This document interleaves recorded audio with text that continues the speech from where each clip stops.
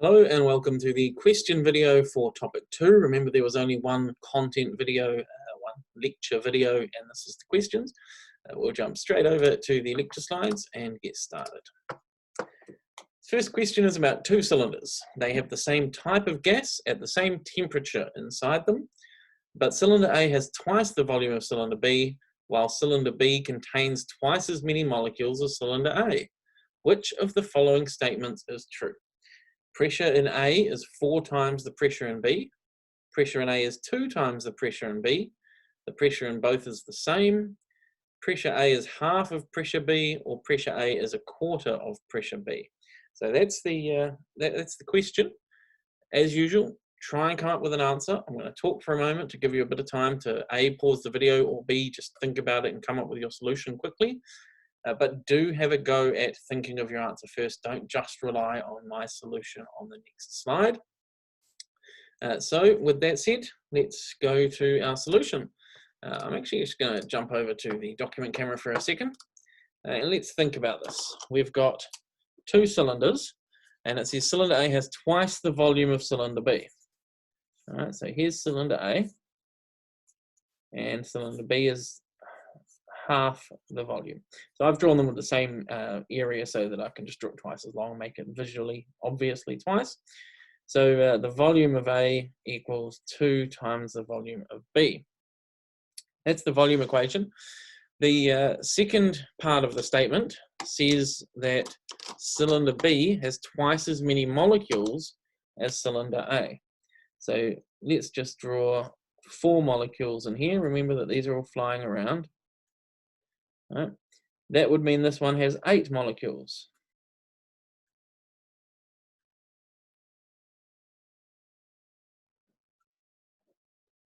So if that one's got 8 molecules, and that one's got 4 molecules, obviously there'll be much more than that, but if that was the case, then what would that do to the pressure?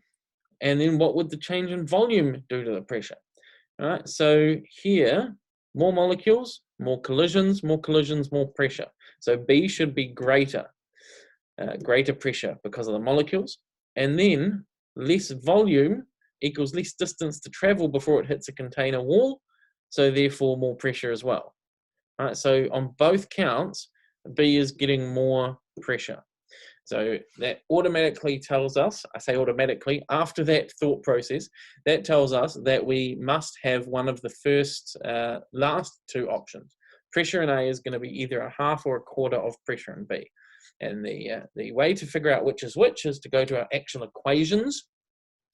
Remember that we have PV equals nRT. That's our ideal gas law. And we've said that this is staying constant, this is staying constant, and that is a constant. Sorry, this isn't staying constant, n's changing, but the r and the t are constants. So we get PV over n equals RT. And now what we've said is that the volume has gone, so we're going from A to B. The volume has gone down by a half. Right, down a half, that has gone up by 2. So for that to still be the same constant, if that's gone down by a factor of 2, that's gone up by a factor of 2, this one must go up by a factor of 4 in order to cancel out that half and that 2 on the bottom. Right, so that's the way that you can mathematically reason it.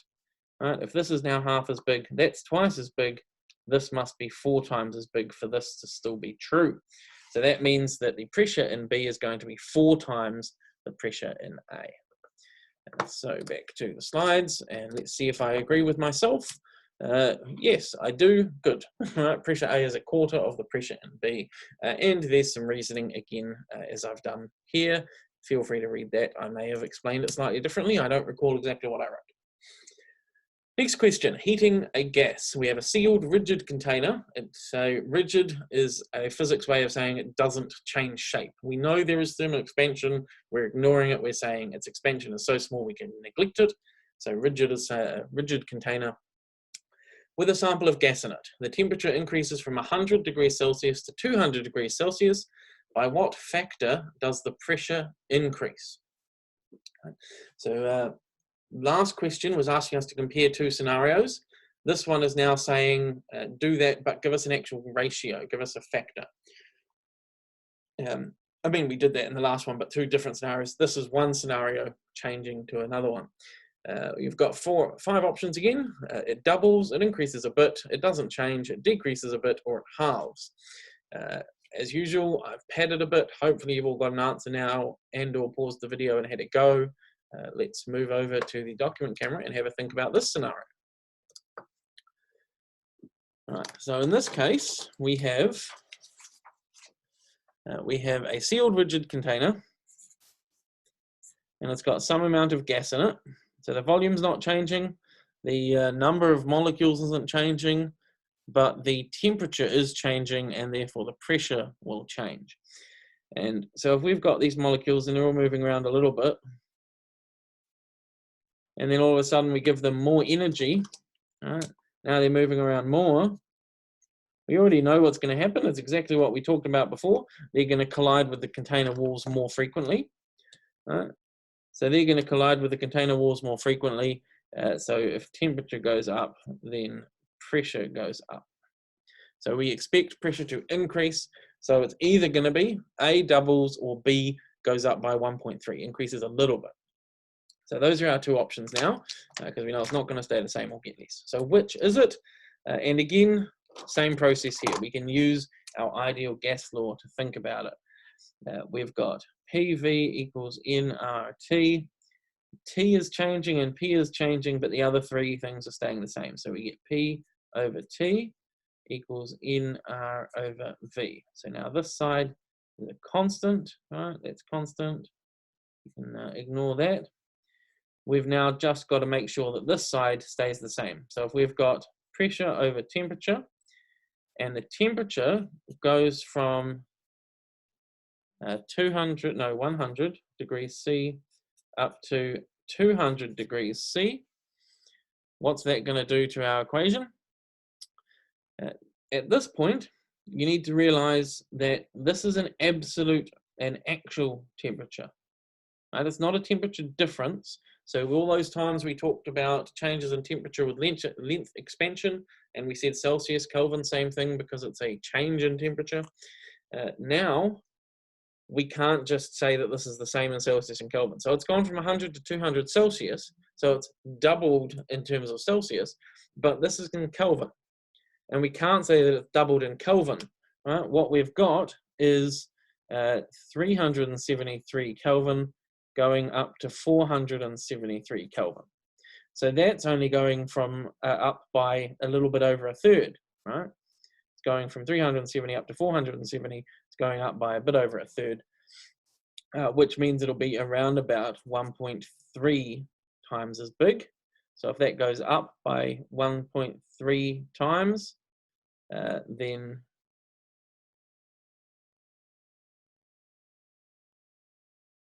what have I done with this equation? Oh yeah, it's on the bottom. If that's going up by 1.3 times, then that has to go up as well, because we're saying that the ratio of them has to be the same. So if T goes up by 1.3 times, P has to go up by 1.3 times as well. So that means that our answer is going to be B. It's gone up a bit, about 1.3 times. And good, I agree with myself. And so there's the reasoning again answered there. Last question. We have a perfectly sealed and rigid car tire. Sounds very realistic, but obviously allows us to do some equations. And it is filled to a gauge pressure of 200 kilopascal when it is 10 degrees Celsius outside. So that's the gauge pressure reading at 10 degrees C. As you drive around, the internal temperature of the tires rises to 40 degrees C. So that's just through friction and other things. Maybe it gets hotter during the day, or it's just the friction, whatever it is, it rises up. We're now at 40 degrees Celsius inside the tire, and we're asked what is the pressure inside the tires at that point. So this one is going to require you to do some math. It's talking about the ideal gas law, but it's now got some actual values that we have to use. So hopefully you've all had a go. At this point, you've all paused the video, had a go yourself. And now you're ready to hear the solution. So let's think about what's going on. First of all, first tricky point is that we have gauge pressure. The gauge pressure is 200 kilopascal. Remember that the gauge pressure is a comparison between the pressure you're measuring and some reference pressure. In this case, the reference pressure is going to be atmospheric pressure.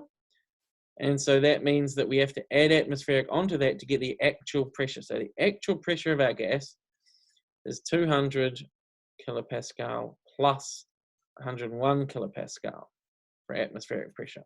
So 301 kilopascal. That's our initial pressure. The other thing we're told is that our initial temperature is 10 degrees C. And of course, that is going to be 283 Kelvin. And we're told that our final temperature is 40 degrees C, which is going to be 313 Kelvin. I think I did that all in my head. So hopefully I've done that correct. And we're asked, what is the final pressure? So we have the ideal gas law to help us, and we're going to follow the same reasoning as we did before for the last two problems. Now, the last two problems, we didn't put actual values in, we just looked at the ratios, the fractions. This time we've got some actual values. So PV equals nRT. We're changing pressure and temperature, nothing else. So we have pressure over temperature is equal to nR over V. So that means we can put in our initial pressure and temperature and figure out what this constant is equal to. All right, so this is equal to 301 times 10 to the 3 over 283, wasn't it? Yeah, 283. Oh, it's right there above me. 283, which is whatever that comes out to be. I don't have my calculator handy. Yes, I do. Here we go. So we'll do that calculation. 301 kilopascal divided by 283 Kelvin gives us 1063. So that's our constant. It doesn't actually matter what this represents, right? It's a ratio of pressure to temperature. It doesn't really matter. The point is that that's a constant. If we go and change one of these, the other one has to change enough to keep the ratio being that value. So now that was our initial. Now we can move on to our final. So we know P final over T final has to still be 1063. And now we can just rearrange because we're looking for the pressure. So we get PF is equal to 1063 TF. So we just take our final temperature, which is 313, right? And we multiply it by 1063. And we get, hopefully we get out 332 kilopascal. Oh, I've gone off the bottom there. 332 kilopascal. But the question, of course, was asking for the pressure inside the tires. I mean, technically that is the answer. That is the pressure inside the tires. But when you're given a pressure as a gauge pressure, right, it can be a good idea to write the answer as a gauge pressure. Normally we'll be specific about what we want, whether we want the actual pressure or the gauge pressure. But since this is an exercise and I'm just going to explore all the possibilities, that's the actual pressure. So the gauge pressure final would be that minus atmospheric pressure. Remember the difference between that and atmospheric.